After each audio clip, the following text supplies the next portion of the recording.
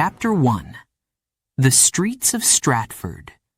Young William's World. Long before the lights of London, before the roar of crowded theaters and the penning of immortal words, he was just a boy. William Shakespeare, born into a small, bustling town called Stratford upon Avon, nestled on the banks of a slow-moving river. This is where our story begins. The year is 1564. Stratford's streets are alive, echoing with the clattering of horses' hooves, the cries of street vendors, and the laughter of children running barefoot through narrow alleys.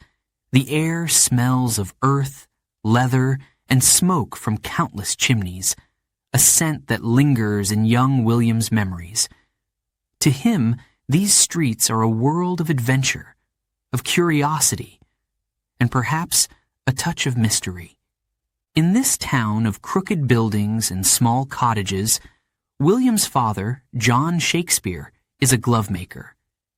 His shop, nestled on Henley Street, is filled with the scent of leather, the rough touch of wool, and the weight of hard work. William's mother, Mary Arden, works alongside his father, raising her children with care and quiet strength. Together, they teach William the value of craftsmanship and the art of perseverance. But William is no ordinary child. Even as a boy, his mind seems to wander beyond these streets. He sees the world with a strange intensity, noticing things others might ignore. "Why is the sky blue?" he asks his mother. "Why do people lie?" he asks his father. Questions tumble out of him, one after another, his curiosity never satisfied. And as the boy walks through Stratford, he observes, listens, and dreams. On market days, the town square is a noisy spectacle. Farmers, merchants, and traders from distant villages gather here, filling the square with colors, smells, and sounds that ignite William's imagination. Here is a man selling apples, red and green, their skins shining in the morning light. There is a woman selling lace and cloth, her hands swift and skilled. And there, amidst it all, young William stands, eyes wide, absorbing it all, as if every detail might be part of some larger story. But what does a glovemaker's son dream of? The people in Stratford might wonder. They know young William as an inquisitive boy, quick to smile, quick to ask questions, yet often lost in thought. Some say he has his head in the clouds, that he's a strange one. Others dismiss him as just another child. But there's something different about him, something that even he cannot explain. And then, one day, a group of traveling players arrives in Stratford. For William, this is the moment that changes everything. These players, actors from a distant city, bring with them tales of adventure, love, betrayal, and magic. They wear costumes, perform scenes, and speak words that leave William utterly enchanted. He stands there, heart pounding, as he watches the story unfold. He's not just a spectator. He's captivated, drawn into the world they create before his very eyes. As he watches the actors, he feels something stir deep within him, something wild, something powerful. Could words do this? He wonders. Could a story truly make someone laugh, or cry, or feel alive? For the first time, William begins to understand the power of words, the magic they hold, and the endless possibilities that lie within them. Days turn into weeks, and yet he cannot forget that performance. The images linger in his mind, haunting him, filling him with a longing he cannot name. He begins to imagine stories of his own, weaving tales in his head, seeing characters and voices come to life in his thoughts. The narrow streets of Stratford, once so familiar, now seem like a stage, and he, an actor, a storyteller, a creator in the making. But life in Stratford is not all dreams and stories. It is a life of routine, of hard work, and for a boy like William, of expectations.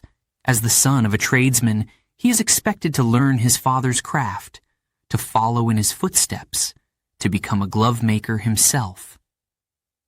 His father watches him with pride and hope, believing that one day William will take over the family trade.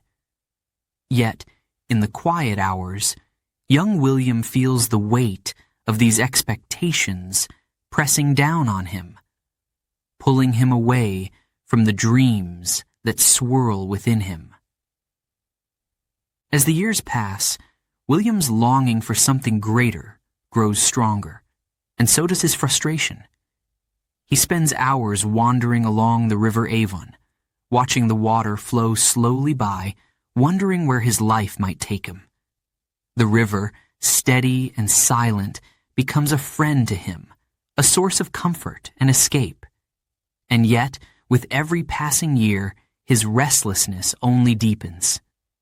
And then, a tragedy strikes. In 1577, William's father suffers a financial loss, and the family's fortunes begin to decline. John Shakespeare's business falters, and the comforts they once enjoyed slip away. It's a difficult time for the family, and William, now a young man, feels the weight of responsibility bearing down on him. But in this hardship, he also finds strength, a resolve to rise above his circumstances, to carve a path of his own. But how, he wonders, how does a boy from Stratford find his way to a world beyond? He knows nothing of life outside these streets, these familiar faces.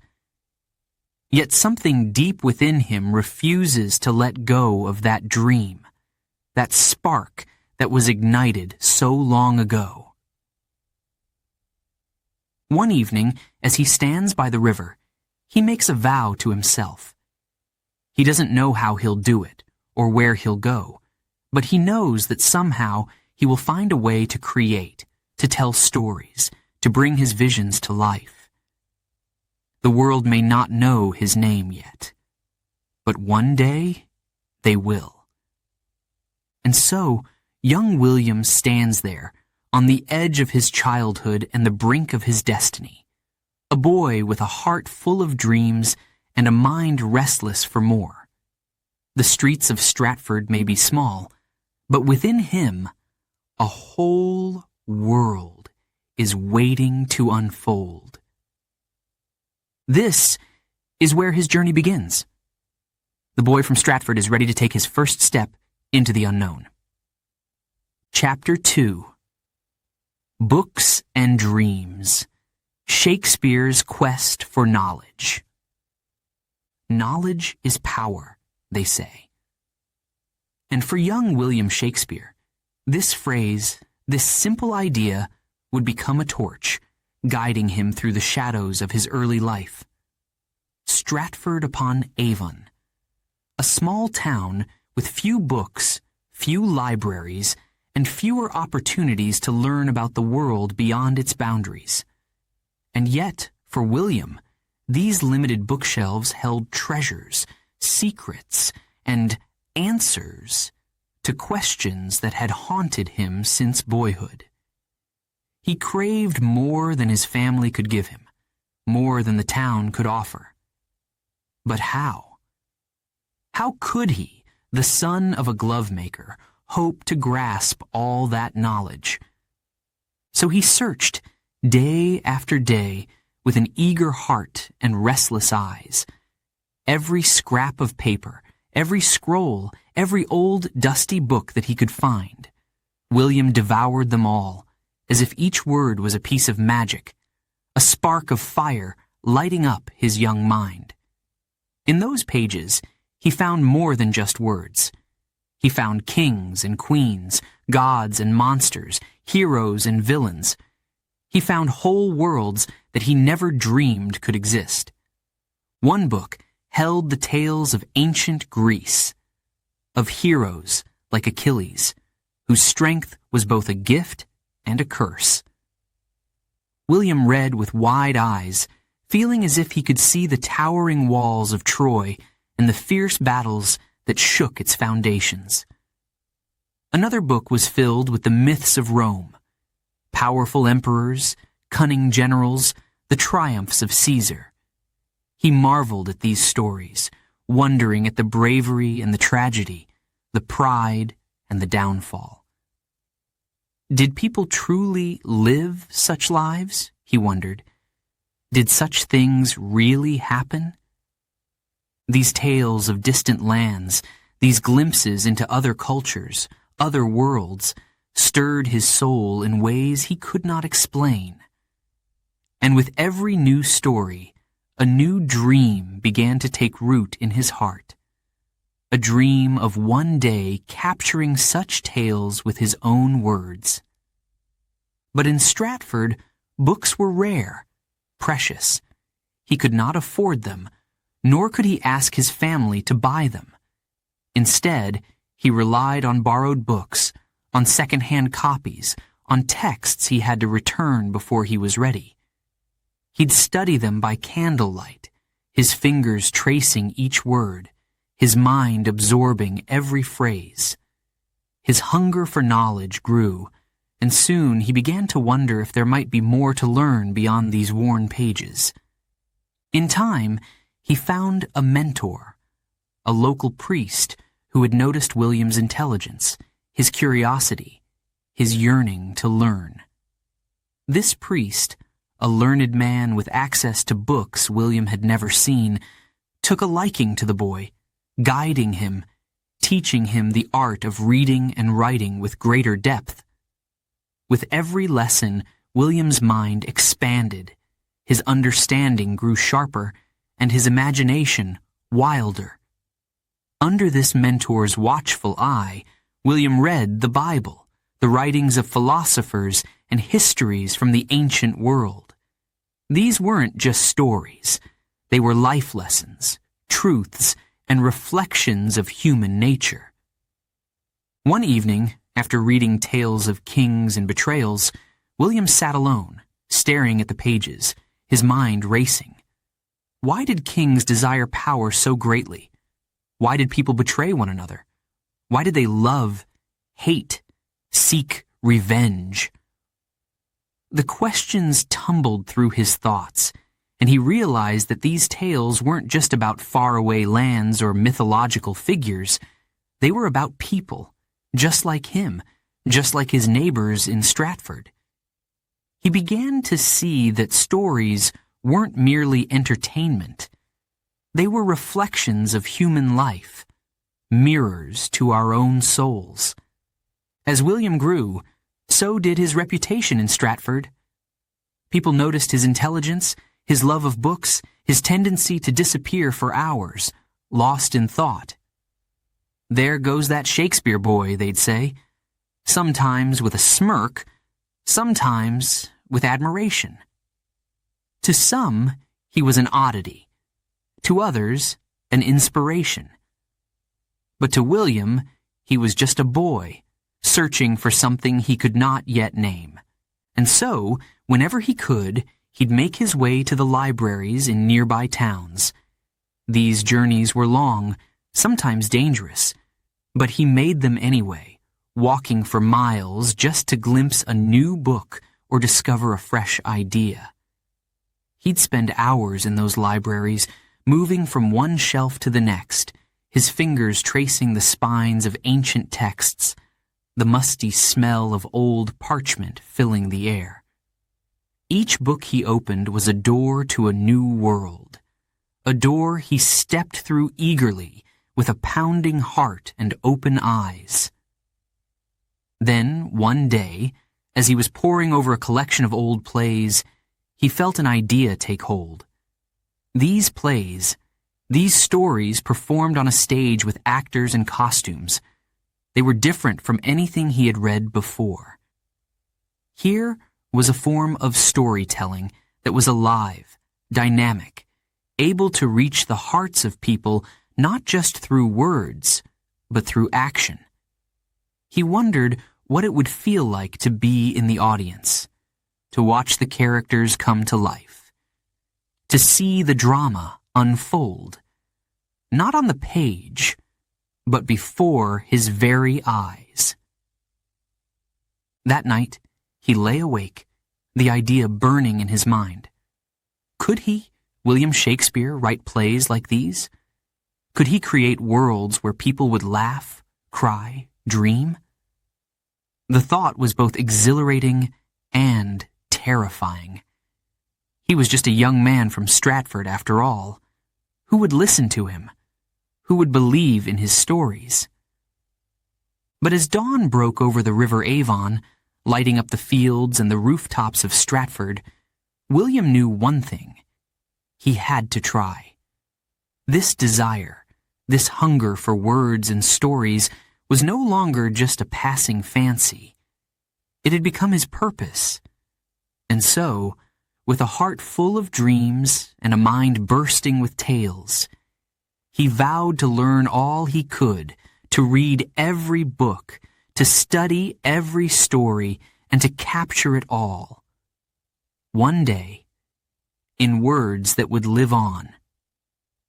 The journey ahead would be long, and there would be struggles and heartaches he could not yet imagine. But for now, in the quiet town of Stratford, young William had found his calling. Knowledge, he realized, wasn't just about facts or figures. It was about understanding the world, about understanding people. And more than anything, it was about discovering the stories that lay hidden in every heart.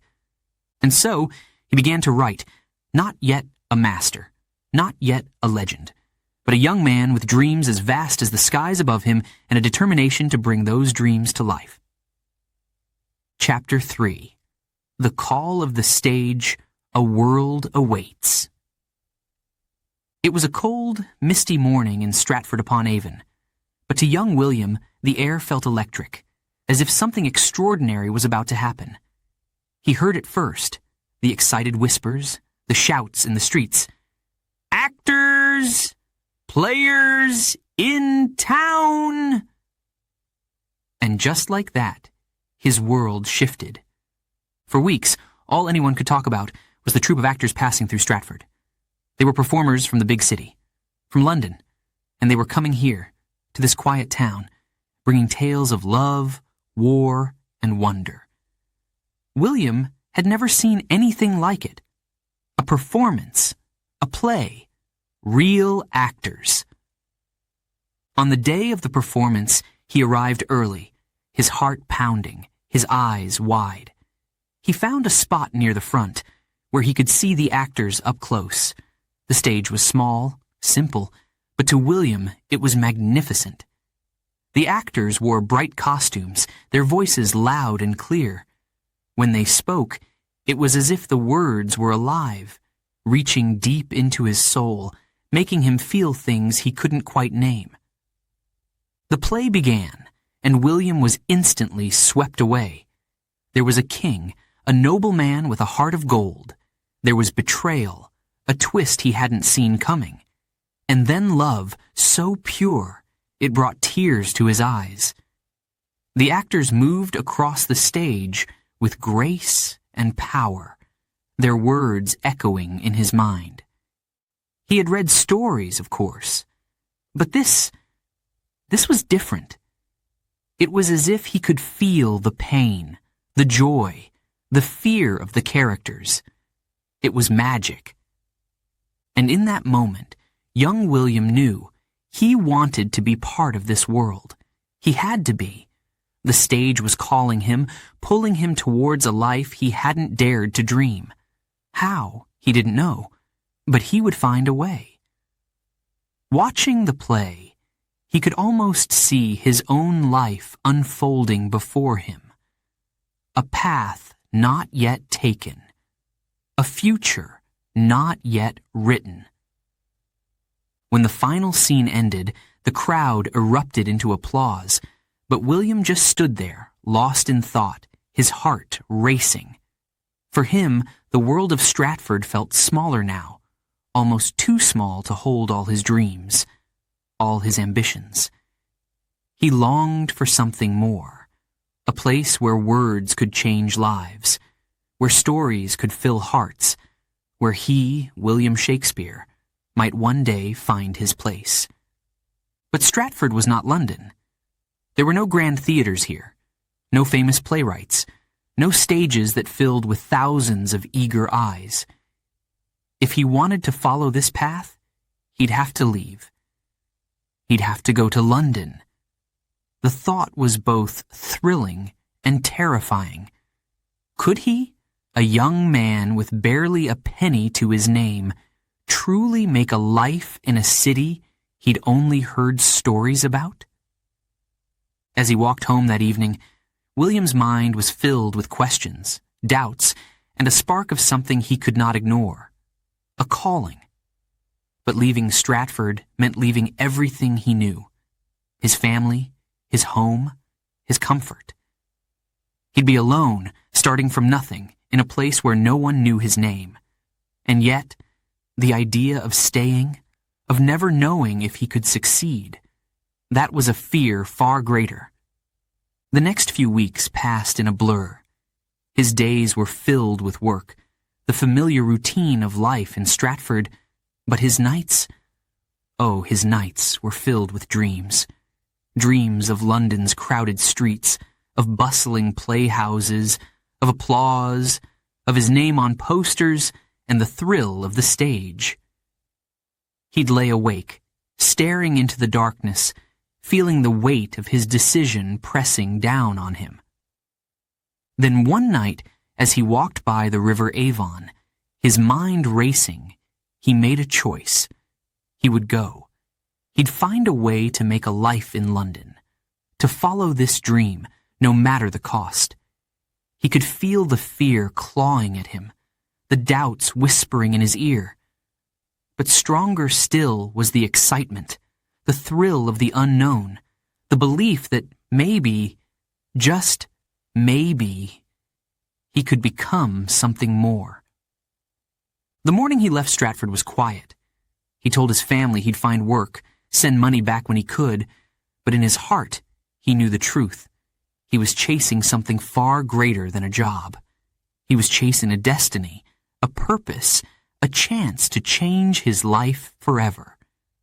The journey to London was long, cold, and exhausting, but each mile brought him closer to the city that had lived in his imagination for so long.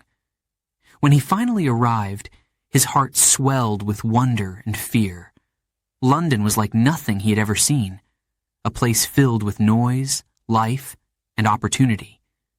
The streets were alive with people, the air thick with the scent of smoke and ale, and everywhere he looked, there were signs of life, of ambition, of hunger. He made his way to the theaters, his heart pounding with anticipation. He watched the actors, studied their movements, listened to their words, and every day his desire grew stronger. He wanted to write, to create stories that would move people, that would make them laugh, cry, and think. But first, he had to learn. He had to find his place in this new world. For weeks, William struggled. London was harsh, unforgiving, and he was just one of many, a young man with big dreams and little else. But he worked, finding small jobs, doing whatever he could to survive. And whenever he had a spare moment, he'd watch the actors, listen to the words, and imagine the stories he would one day bring to life. And then, finally, he caught a break. A small role in a play, a chance to stand on the stage, to feel the weight of the crowd's gaze, to speak the words he had so long admired. It wasn't much, but to William, it was everything. As he stepped onto the stage, his heart pounding, his hands shaking, he knew this was just the beginning.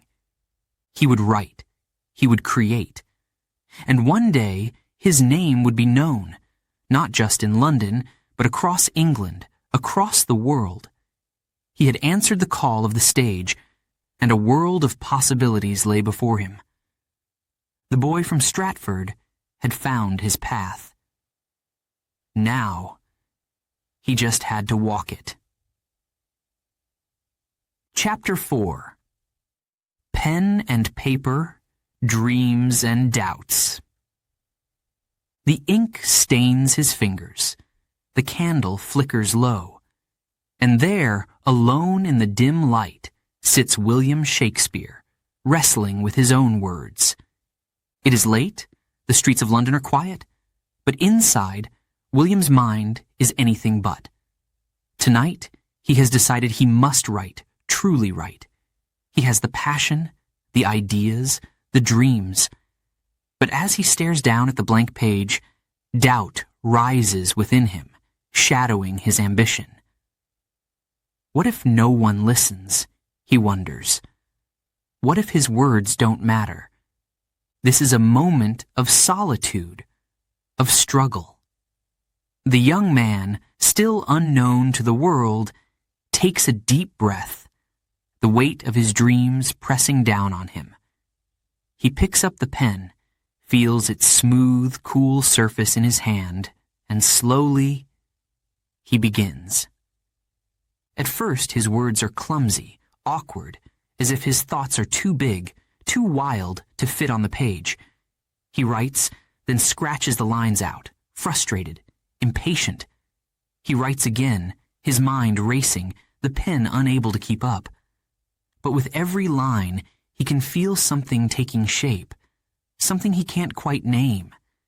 Each word is a risk, each sentence a step forward into the unknown. And as he writes, a flicker of excitement dances in his chest. Could this be the beginning? But for every moment of hope, there is a shadow of fear. What if he fails?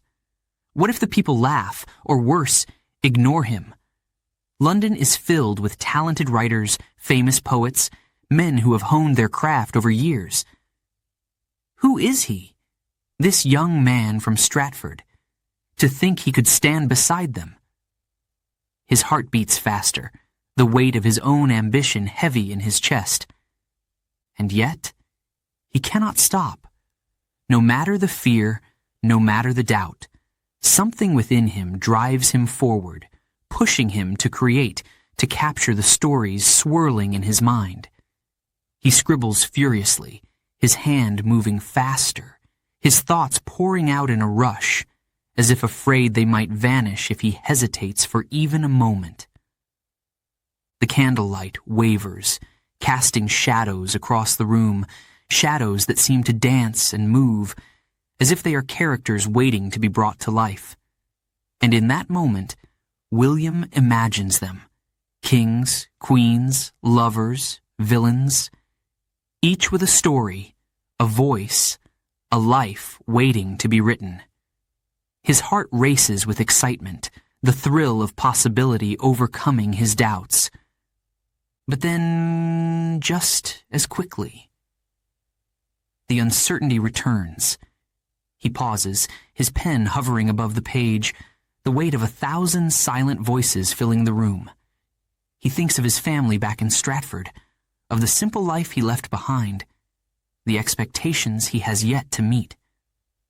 What if he fails? What if he cannot find his way? He feels the familiar pull of fear, the urge to stop, to put down the pen and forget these foolish dreams. But no, he won't give in. Not now, not when he has come so far. He takes a deep breath, steadies his hand, and with a quiet resolve, he continues. Line by line, word by word, he pours himself onto the page, his fears, his hopes, his very soul captured in ink. He writes until his hand aches, until his eyes blur, until he can no longer tell where the story ends and he begins. This is his battle, his struggle, the quiet war he wages with himself. But with every word, he grows stronger, more certain, more determined. He is unknown, yes, and untested. But he is driven by a fire that will not be extinguished. This is what he was meant to do. Finally, as the first light of dawn begins to creep through the window, he puts down the pen, exhausted but filled with a strange, quiet pride. His words may not be perfect. His lines may still lack the polish of a seasoned writer. But they are his. They are a piece of him, a reflection of his dreams, his doubts, his heart. In that moment, he realizes something. Being a writer isn't about perfection. It's about courage, the courage to put pen to paper, to share a piece of oneself with the world, to take the risk, no matter the outcome. And as he sits there, the first pages of his work before him, he knows he has taken that first step. But the journey is far from over. There will be struggles, rejection, moments of despair. There will be days when he questions himself, when he wonders if he's chosen the right path. And yet, deep down, he knows he cannot stop. The words are a part of him now, a part of his soul, and he is willing to face whatever trials may come. For in his heart, he believes, no, he knows, that one day his words will be heard. One day, the world will know his name. And so, William Shakespeare, the young man with dreams as vast as the skies, picks up his pen once more, ready to continue his journey, one line at a time. Chapter 5. The First Success. An Actor's Rise. Backstage, it is dark and crowded. Shadows fall against the wooden beams. Costumes hang in every corner, and actors whisper lines to themselves, their voices low and tense. Somewhere in the middle of it all stands William Shakespeare, his heart pounding with excitement and nerves. Tonight, he takes his first step into the world of the stage. The audience is out there, waiting, their eager murmurs filling the playhouse. William can hear them, feel the buzz in the air. They have come to see a performance, to escape, to laugh, to cry. And for the first time, he is part of it. He is not yet the writer of the play, not yet the name people know, but he is here, an actor among actors, his feet on the stage that has haunted his dreams. The curtain rises, and the play begins. William steps forward, his heart racing, his lines fresh in his mind. And as he speaks, something magical happens. The crowd listens. They lean forward, their eyes fixed on him, hanging on his every word. For a brief, shining moment, he feels their energy, their connection, as if he is no longer a single person, but a vessel for the story itself. The scene ends, the crowd applauds, and William feels it, the thrill, the joy, the taste of something he has longed for. He is not a famous actor, not yet, but he is part of this world now, a world of words and voices, a world that holds a power unlike anything he has ever known. But acting alone is not enough, for as much as he loves the stage, he knows in his heart that his true calling lies in writing, in crafting words that will one day fill the theater, echoing from the mouths of actors, capturing the minds of the audience. And so, when the play ends and the lights fade, William returns to his small room, picks up his pen, and writes. The first play he submits is simple, a short scene, but it is enough to draw the attention of the players. Who wrote this? They ask, curious, intrigued. When they find out it was William the actor, the quiet young man from Stratford. They are surprised. but they give him a chance. The next night, his scene is performed, his words brought to life on stage. It is a small part, a few lines, but for William, it feels like the beginning of something vast, something boundless. From the back of the theater, he watches, his heart pounding with every word. The audience laughs, they gasp, they listen. And in that moment, William realizes the power of his words, the way they can reach into the hearts of strangers, stirring emotions, sparking thoughts, creating a bond. This is what he was meant for. Night after night he returns to the theater, his pen never resting, his dreams growing brighter. His scenes become longer, more complex, his characters richer, his stories bolder. He pours his own life into them, his fears, his hopes, his questions. He writes of love, of betrayal, of laughter, of sorrow, emotions he has felt, emotions he has seen in the faces around him. His talent does not go unnoticed. The players begin to speak of him with admiration, his name whispered backstage, his words repeated with awe. This Shakespeare has something, they say. He can make people feel, make them think. And as the weeks pass, his reputation begins to grow, spreading quietly through the streets of London. He is still unknown to most, still just a young actor, but his words are beginning to find a place, a voice. With every performance, his confidence grows. He watches the crowd, studies their reactions, learns what moves them, what makes them laugh, what brings tears to their eyes.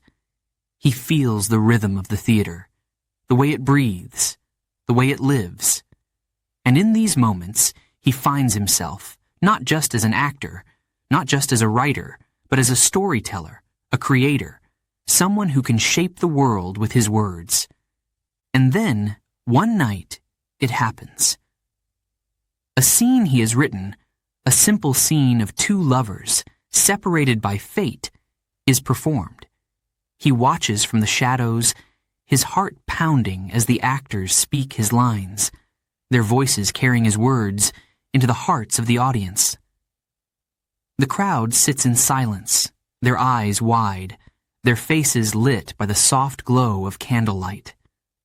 For a moment, time stops, and in that silence, he feels the power of his words, the way they have touched these people, brought them into his story. The scene ends, and the crowd erupts in applause, their voices filling the theater.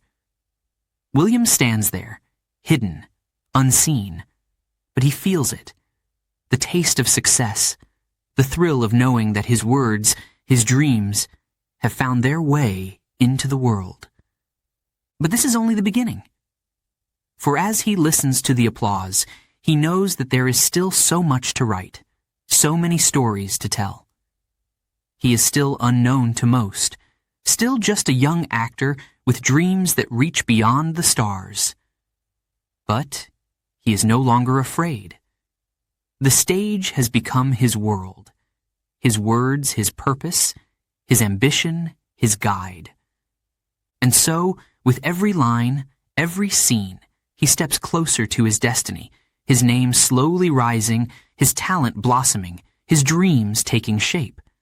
This taste of success, this glimpse of triumph, it fuels him, ignites him, and he knows, without a doubt, that he has found his place. William Shakespeare, the young man from Stratford, is no longer just an actor. He is becoming something more, something greater, something that will one day echo through the ages. A playwright, a poet, a master of the stage. Before we begin Chapter 6, a quick note for our listeners. You're currently listening to this audiobook on Woo English. Remember, this content is specially made for Woo English listeners only. If you're hearing it on any other channel, it may be a violation of Woo English's rights. Please ensure you're tuned into the right source to fully enjoy and respect this audiobook journey. Now let's continue the story. Chapter 6. Love and Loss. The Woman in His Heart. Before the lights of London, before the applause and fame, there was a girl named Anne. She was older than him, wise, gentle, and rooted in the quiet life of Stratford upon Avon. And to young William, she was the world. Their story began simply, quietly, like so many love stories do. William was just a young man, full of ideas and ambition, but Anne, she was steady, strong. She saw beyond his dreams, into the man he was, into the man he would become. They met in the fields outside of Stratford, walking under the broad English sky, speaking in hushed voices as if the whole world belonged to them alone. In Anne's presence, William felt a kind of peace he had never known. Her smile, her laughter, these were the things that filled his heart in those early days. But their love was more than just laughter and smiles. It was a promise, a bond. They married in 1582, and soon their family began to grow, their lives interwoven with the rhythms of home, of family, of small-town life. It was a simple life, but for a while it was enough. But then came the call, the stage, the lure of London, the dreams that tugged at his heart. William knew he was meant for something more, a life beyond Stratford. And so, with promises of return, he left, leaving Anne behind with their children, his heart torn between the love he had and the future he sought. In the early days, he wrote to her often, letters filled with longing, with stories of the city, with promises of success. He missed her, missed the warmth of their home, missed the life they had built together. But as time passed, as his work consumed him, those letters grew fewer, their words more guarded, their promises harder to keep.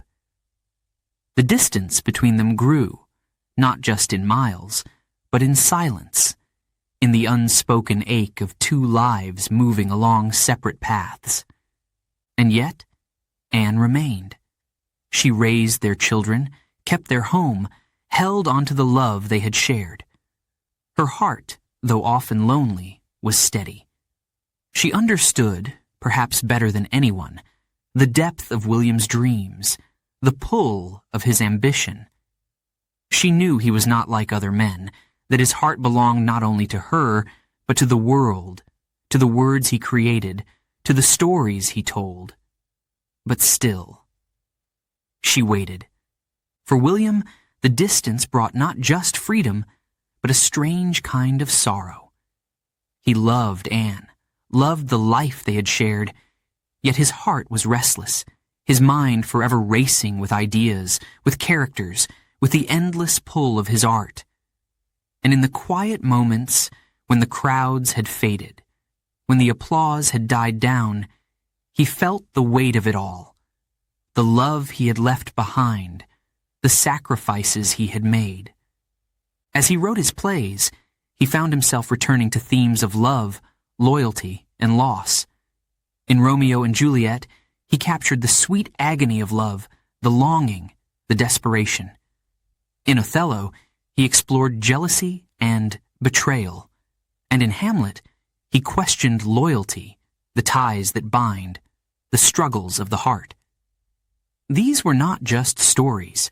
They were echoes of his own life, reflections of the love he had left behind in Stratford, of the woman who waited, of the heart that remained his anchor, even as he drifted farther from her.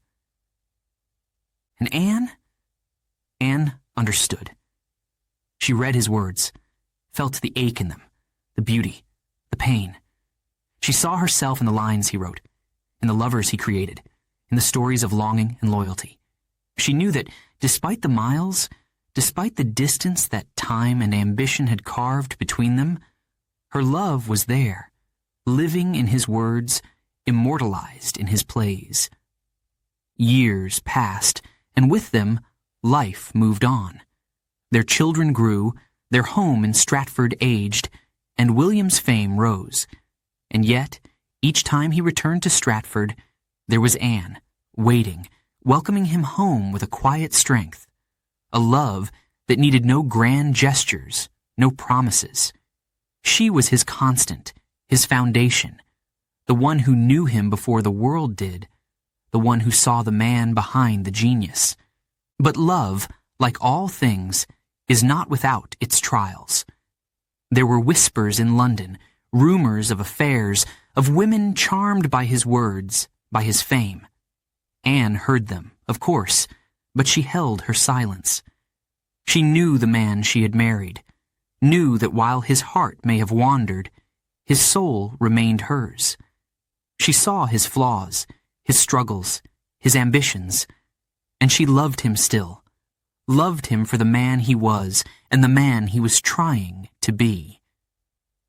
In the end, their love was not the passionate flame of young lovers, but a steady, enduring fire. It was a love that held through years of separation, through the challenges of fame, through the trials of life. It was a love that, though often shadowed by distance and silence, remained unbroken, unyielding. And as he grew older, as the weight of his years began to settle on his shoulders, William felt the pull of home, of Stratford, of Anne. The stage, the lights, the applause. These things had filled his life, had made him who he was.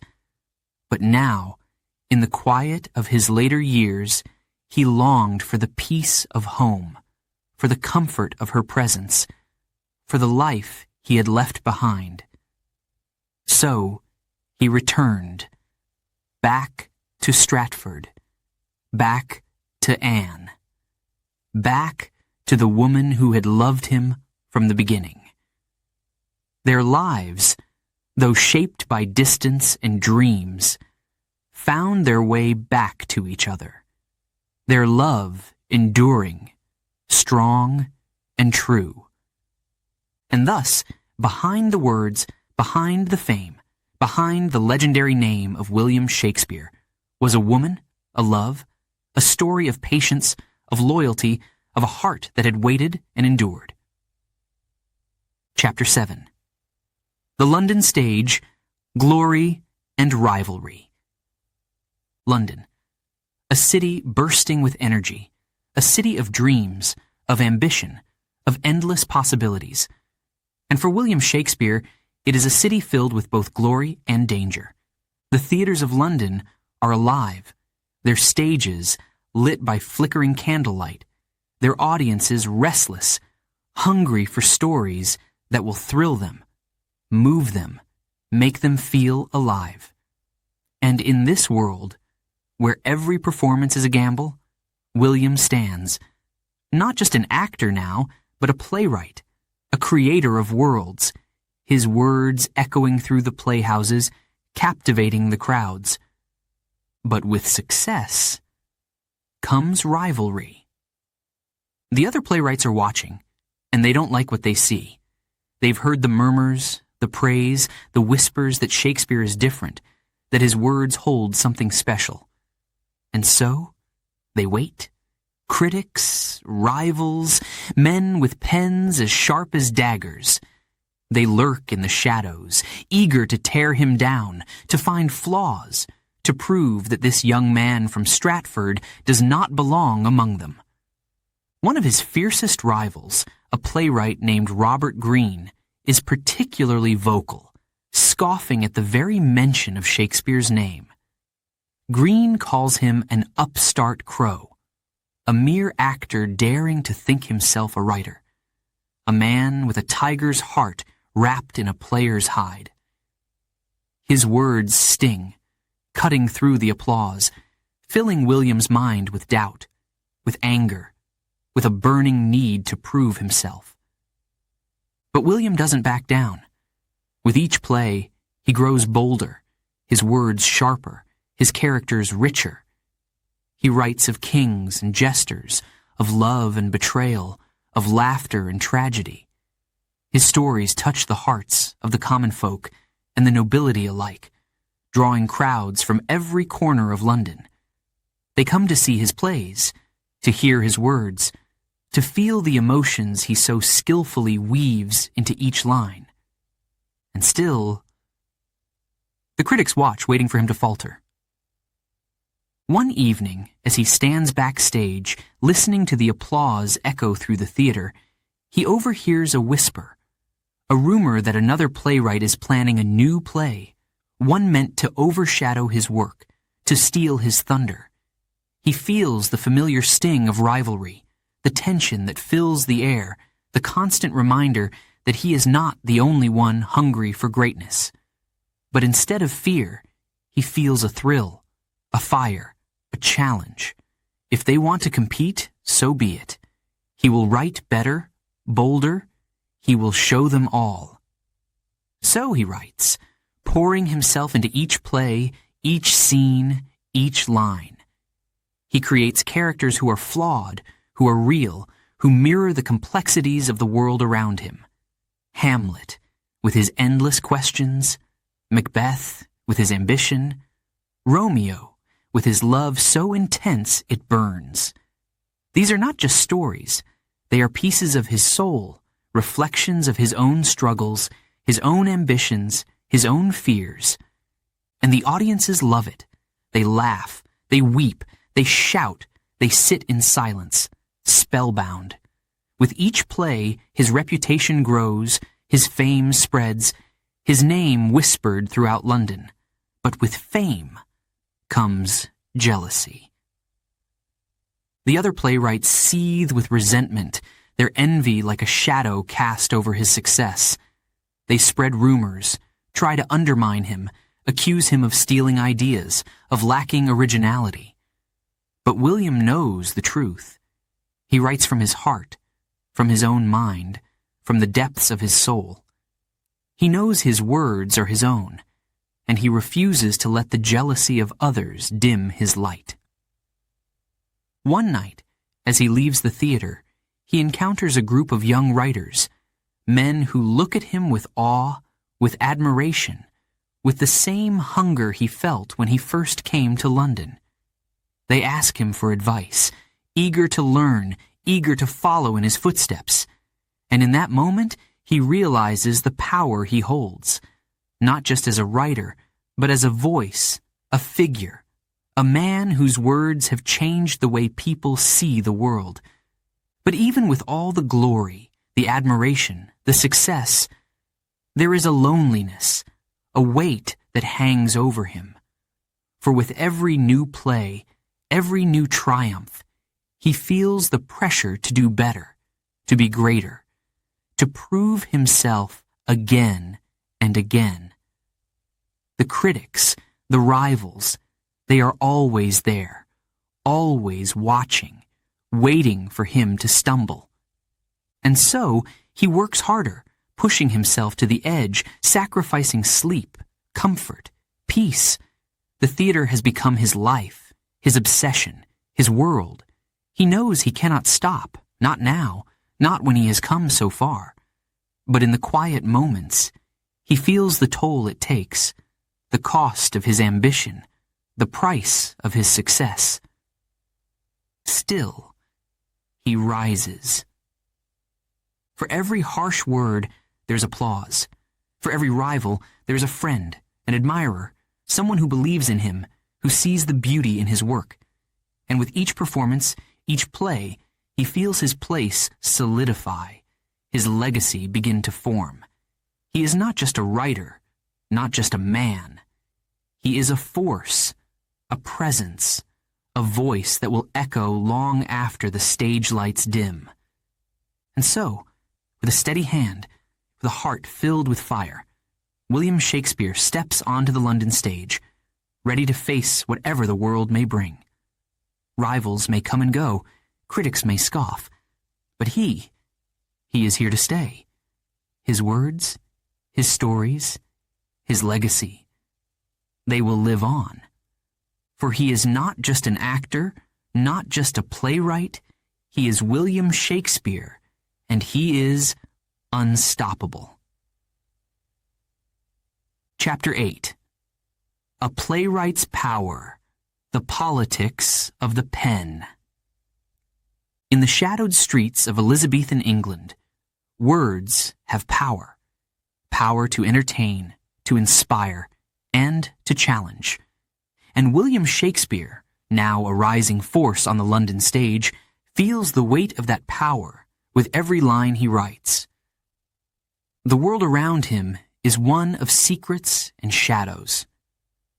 Elizabeth Ye sits on the throne, ruling with wisdom and strength, but beneath her reign lies a kingdom full of tension. England's politics are tangled and dangerous, and the Queen's court watches every whisper, every rumor, every public word. For William, the theater is more than a stage.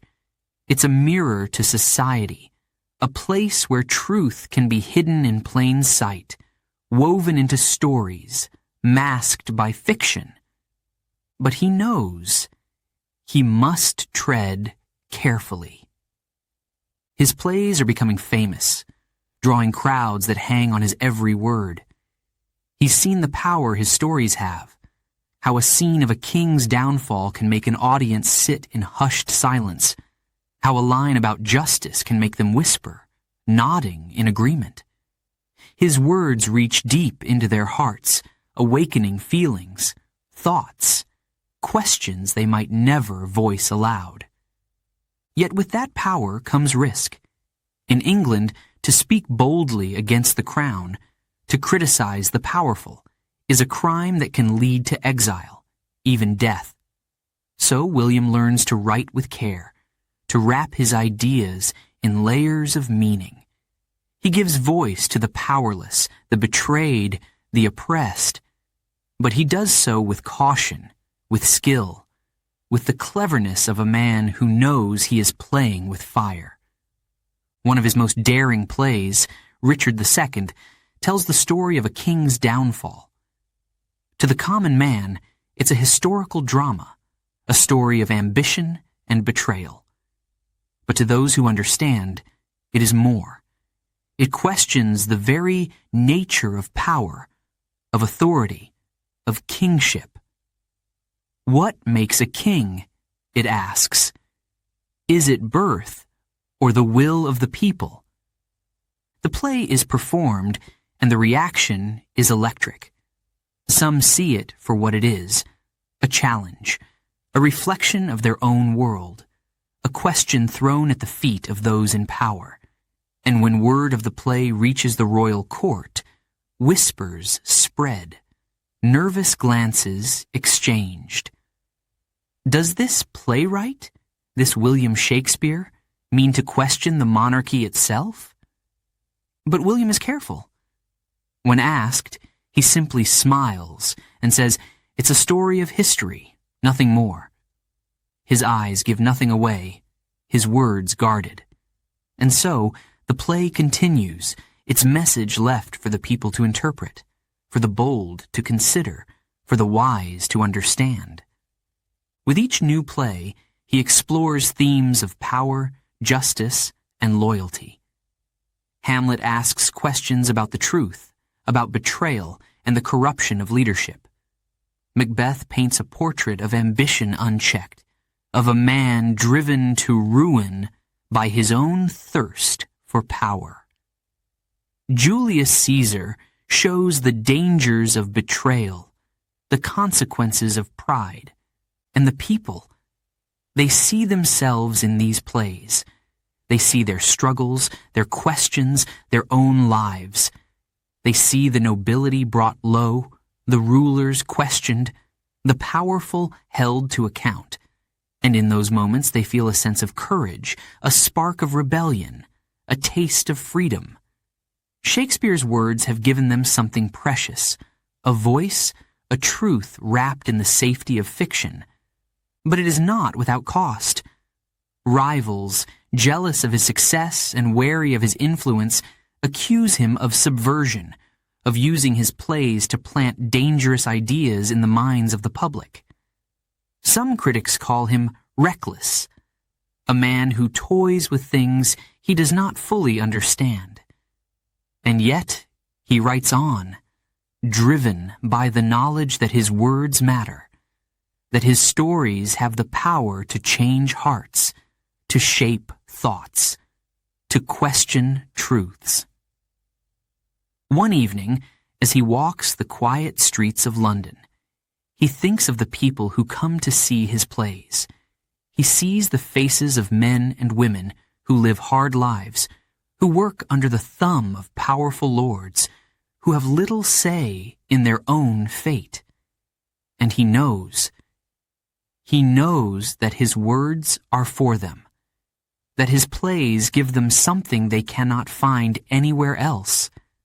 But the risks remain. With each performance he walks a fine line, balancing art with caution, daring with restraint. He must be clever, careful, ever aware of the eyes that watch, the ears that listen. He hides his messages in metaphors, buries his ideas in the minds of his characters, layers his stories with meaning, so that only those who look closely will see the truths within. And so, the playwright becomes more than a storyteller. He becomes a voice, a reflection, a mirror held up to the world around him. His plays are no longer just entertainment. They are a commentary, a challenge, a quiet rebellion whispered from the stage. As he writes, he feels the weight of his choices, the consequences of his words. He knows that he cannot say everything he wishes to, that there are limits to what he can put on paper. But he also knows that even a single line, a single scene, can change a mind, spark a question, make someone see the world a little differently. Words hold power, and William Shakespeare understands that power, perhaps better than anyone. He wields it with care, with wisdom, with the knowledge that his plays, his words, his voice will live on, long after the politics of his time have faded, long after the names of kings and queens have become mere footnotes in history. And so, with pen in hand, he continues his journey, each play a masterpiece, each line a gamble, a risk worth taking. Chapter 9. The Plague Years, Shadows, and Survival. Death is everywhere. London, a city once filled with the noise and life of the theater, now lies silent, its streets emptied, its doors bolted shut. The plague has come, and with it fear, despair, and the ever-present shadow of death. For William Shakespeare, these are dark days. The theaters have closed, the stages are empty, and the laughter of the audience has faded into memory. The city is gripped by a fear so intense it is almost tangible, hanging in the air like smoke, clinging to every word, every whispered prayer. People hide in their homes, friends avoid one another, and the sound of church bells tolling for the dead is constant. It's not safe to stay, but it's not safe to leave. And William, like so many others, wonders if he will survive, if he will ever write again, if the stories he has yet to tell will vanish before they ever find their way onto the stage. At first, there's nothing to do but wait. Days turn into weeks, weeks into months.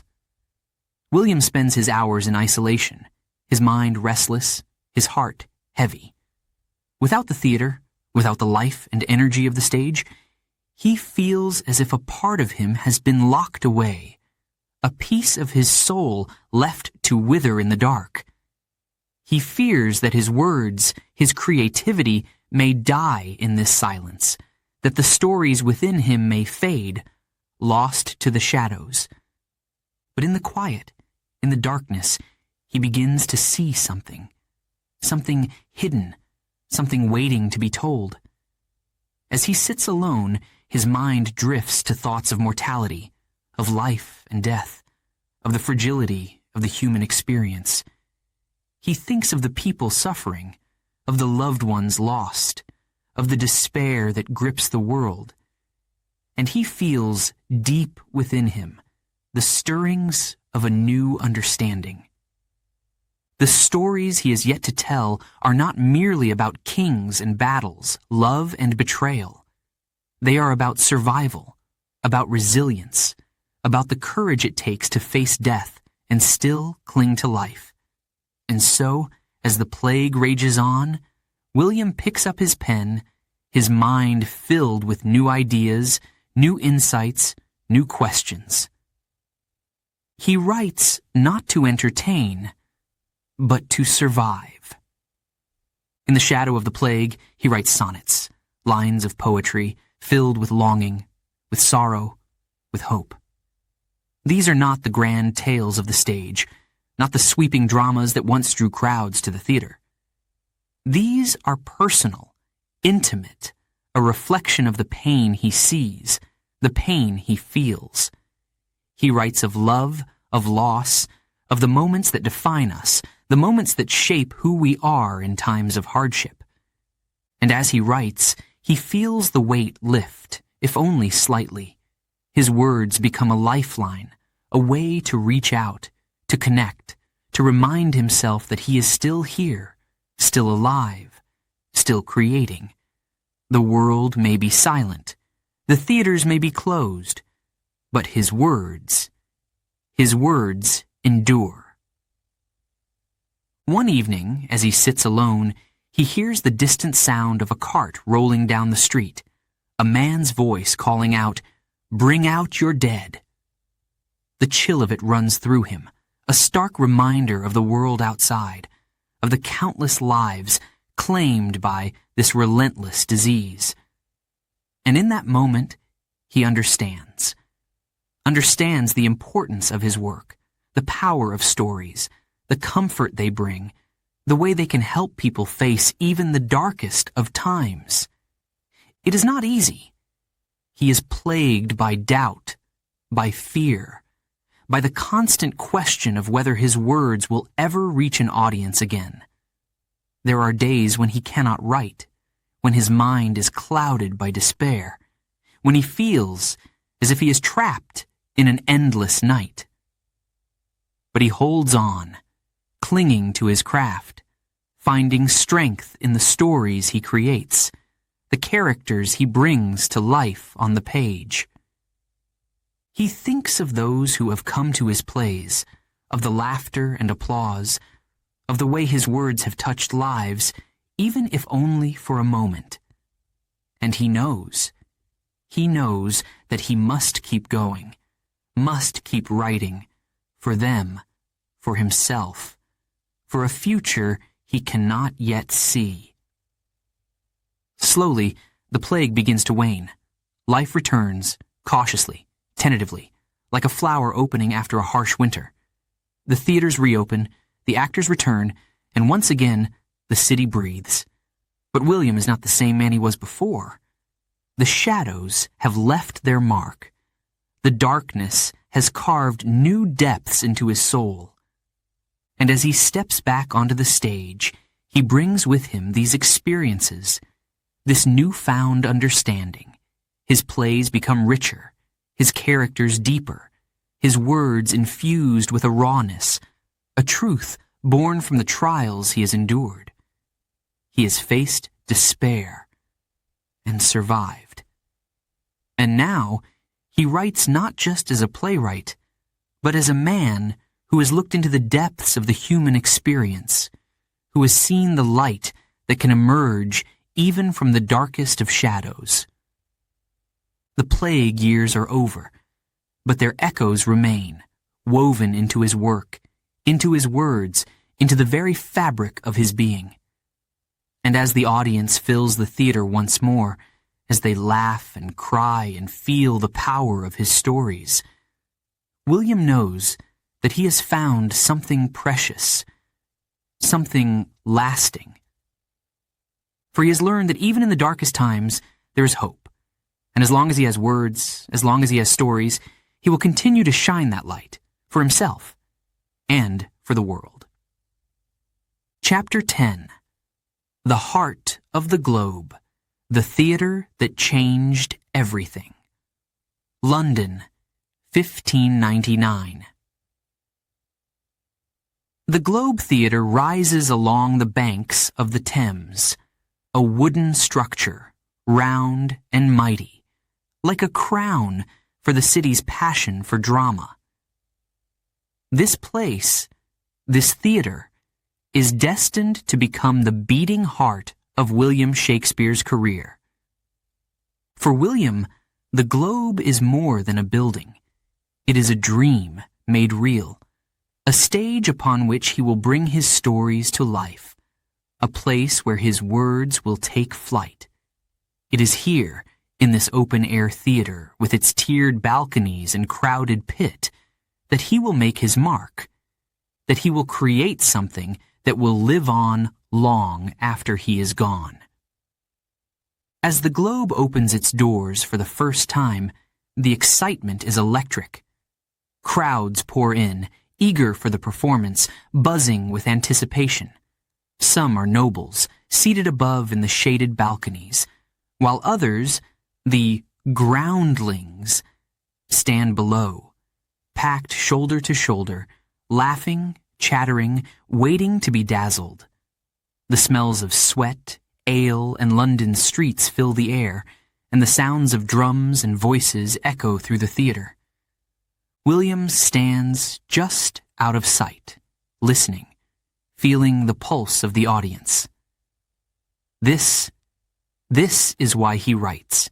This is why he spent countless nights crafting scenes, building characters, weaving plots that would stir the heart and ignite the mind. And tonight, his play will be unveiled before the world, his words spoken not just in the quiet of his room, but on the stage, loud and alive. The curtain rises. The actors step onto the stage, their voices clear, their movements graceful, and the crowd falls silent. William watches from the shadows, his heart pounding as his characters come to life. He knows every line, every gesture, every breath. But seeing it here, before the crowd, it is like witnessing magic. The audience laughs, gasps, sighs, caught in the spell of his story, living every twist and turn as if it were their own. And for William, this is everything. Here, in the Globe, he is not just a writer. He is a creator, a visionary, a man whose words have the power to shape thoughts, to move hearts, to make people see the world anew. He feels it with each cheer, each moment of silence, each tear that glistens in the eyes of the audience. This theater is alive, and he is its beating heart. With each new play, his reputation grows.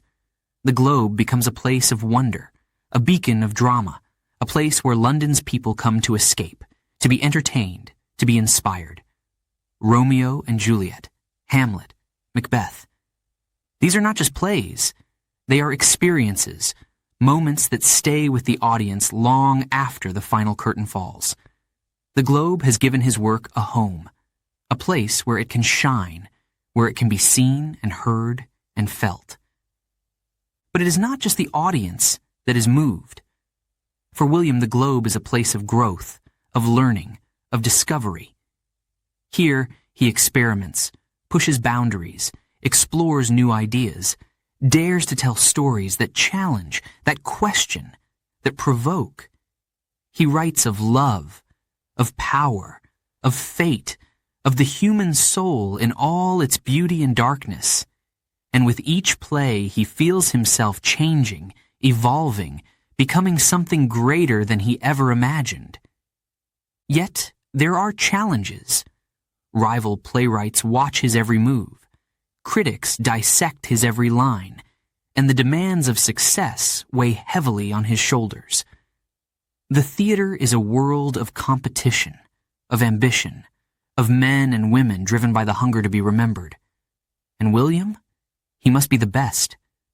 Every performance is a test, every new play a gamble, every line a chance to prove himself once more. But the globe gives him strength. It is his sanctuary, his stage, his home. When he stands within its walls, he feels invincible, his doubts quieted, his fears set aside. Here, surrounded by actors, by the hum of the crowd, by the glow of candlelight, he finds his purpose, his calling, his place in the world. One evening, as he watches the crowd, he realizes something. This is his legacy. This theater, this stage, these plays. They are his gift to the world, his mark on history, his way of living on. And he feels, for the first time, a sense of peace, of fulfillment, of knowing that he has achieved something lasting, something real. The years pass, and the globe thrives, a constant in an ever-changing city.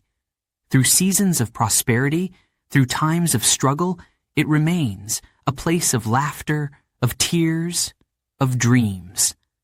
William watches as his plays continue to fill the seats, as his words continue to touch lives, as his name becomes known not just in London, but across England. And yet, even as his fame grows, he remains humble, grounded, ever aware of the fragility of life, the fleeting nature of success. The globe, he knows, is more than a theater. It is a reminder of all he has worked for, all he has sacrificed, all he has achieved. And he is grateful for every moment, every performance, every soul touched by his words.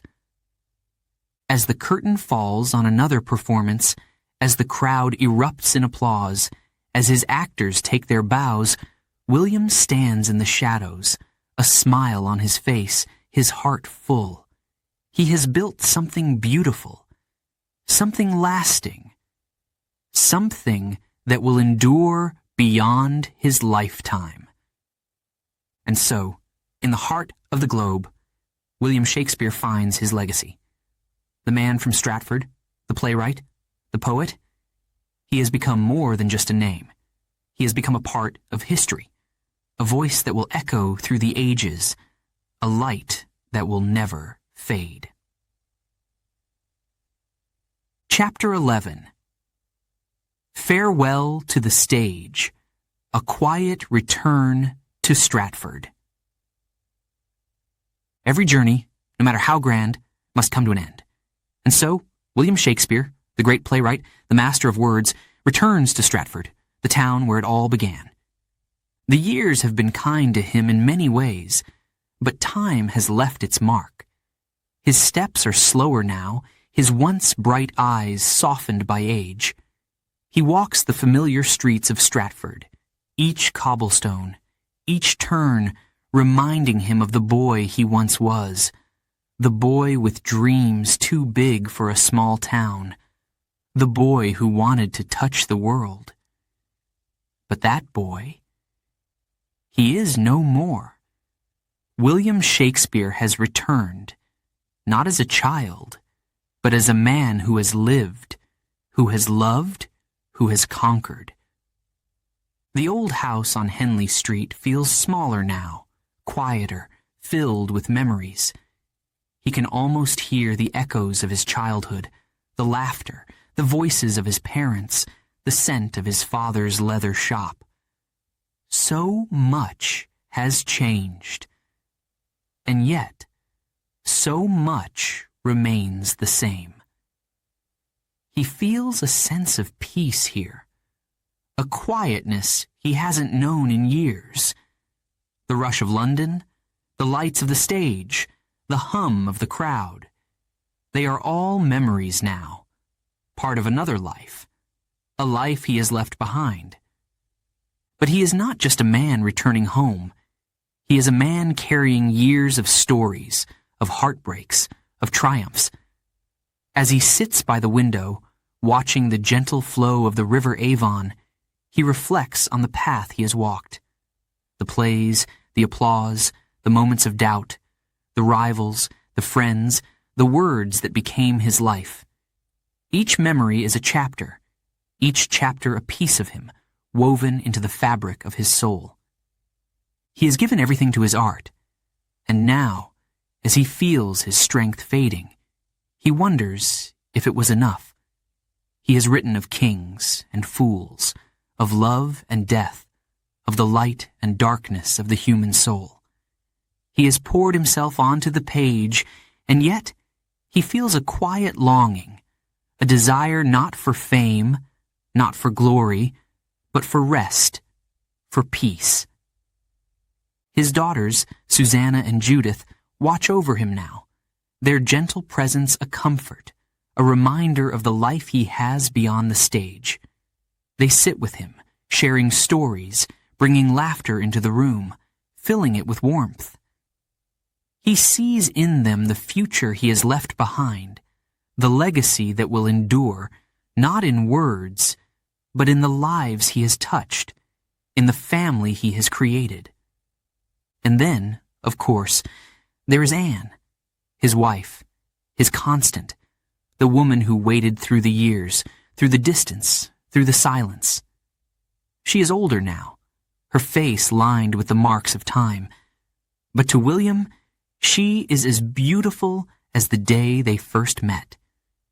She has been his anchor, his heart, the quiet strength that held him steady, even as he chased his dreams far from home. One evening, as the sun sets over the town, he takes a walk along the riverbank.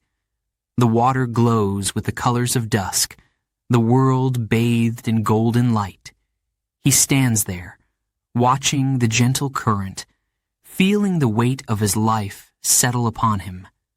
This river, this town, this life, they are all a part of him, as much as his plays, his fame, his words.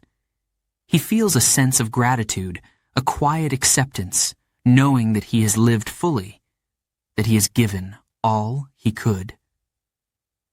He returns to his room, the familiar scent of the old wooden beams and candle wax surrounding him, and he takes up his pen one last time.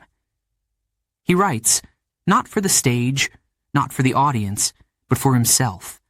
A few lines, a reflection, a final thought. The words flow easily, as if they have been waiting all this time, waiting for this moment. Our revels now are ended, he writes, his hand steady, his heart calm. He has said all he needs to say, given all he has to give. There is no need for more. He puts down the pen, a gentle smile touching his lips, a feeling of completion settling over him. He has found his peace. The days pass quietly in Stratford, the world of the stage drifting farther from his thoughts. He spends his time with his family, with Anne, with the memories of a life well lived. And as the seasons change, he feels himself growing weaker, his spirit ready to let go, his heart at ease. One spring morning, as the town stirs with the promise of a new day, William Shakespeare closes his eyes for the last time, his soul finally at rest. The boy who left Stratford in search of the world has returned home, leaving behind a legacy that will echo through the ages. And thus ends the journey of William Shakespeare, the playwright, the poet, the dreamer. His words will live on, his stories will endure, his name will never be forgotten. And somewhere, in the heart of Stratford, his spirit finds its final peace. Chapter 12. The Eternal Legacy, Shakespeare's Unending Influence. 400 years have passed, yet his words still echo, filling theaters, classrooms, libraries, and hearts around the world. William Shakespeare may be gone, but his voice, his stories, his legacy, they live on. Imagine a crowded theater, lights dimmed, the audience hushed as a young actor steps onto the stage. To be or not to be, he begins, his voice trembling with emotion, the words hanging in the air, as relevant, as powerful as they were when first spoken centuries ago. This is Shakespeare's gift, a voice that transcends time, that speaks to us now as clearly as it did then. In classrooms across the globe, students wrestle with his words, uncovering layers of meaning, feeling the weight of his ideas. They read of Romeo's passion, Juliet's defiance, Hamlet's indecision, and feel themselves reflected in these characters, in their struggles, their triumphs, their heartbreaks. They see in Shakespeare's plays not just stories of the past, but mirrors of their own lives. And in each line, each phrase, they find something new. They find truth, beauty, sorrow, joy. They find words for feelings they could never describe, words for emotions they could never name. For Shakespeare, with his pen, has given us a language for the human soul, a language that captures what it means to love, to hate, to dream, to suffer, to hope. His influence stretches far beyond the theater. In literature, in art, in film, his stories are retold, reimagined, revived. Directors from Tokyo to New York bring Macbeth, Othello, The Tempest to life, adapting his timeless tales to new settings, new voices, new worlds. Painters, poets, musicians draw from his work, finding inspiration in his verses, his characters, his vision. And yet, it is more than the art. It is the impact on our hearts, our minds, our lives. When we face a choice, we remember Hamlet's doubts. When we fall in love, we feel Romeo's fire. When we face loss, we find ourselves alongside King Lear, feeling the weight of grief, the fragility of life. Shakespeare did not just tell stories. He captured the essence of what it is to be human, and he shared that with us across centuries, across cultures, across time. There are those who study his life, who ponder the mystery of the man behind the words. How did he, a humble man from Stratford, come to know the world so deeply, so intimately? How did he find the words that still move us, still haunt us, still speak to us? The questions remain, but the answers perhaps do not matter. For it is his work, his gift to us, that endures. In every generation, new readers discover him, new audiences applaud him, new voices carry his words. His influence is woven into our language, our stories, our understanding of ourselves. He has given us words that empower, that question, that heal. And with each passing year, his legacy only grows, reaching new places, new people, new hearts. In Stratford upon Avon, his birthplace, people gather to honor him, to celebrate the man whose words changed the world. The theaters are filled, the streets alive with the spirit of the boy who once walked those very paths, who left to find his destiny, and in doing so, found immortality. And so, the journey of William Shakespeare continues, his story unending, his legacy eternal. As long as there are people who read, who dream, who love, who feel. As long as there are those who seek to understand the mysteries of the heart, the depths of the soul, the beauty of life, his words will remain. This is the true gift of Shakespeare.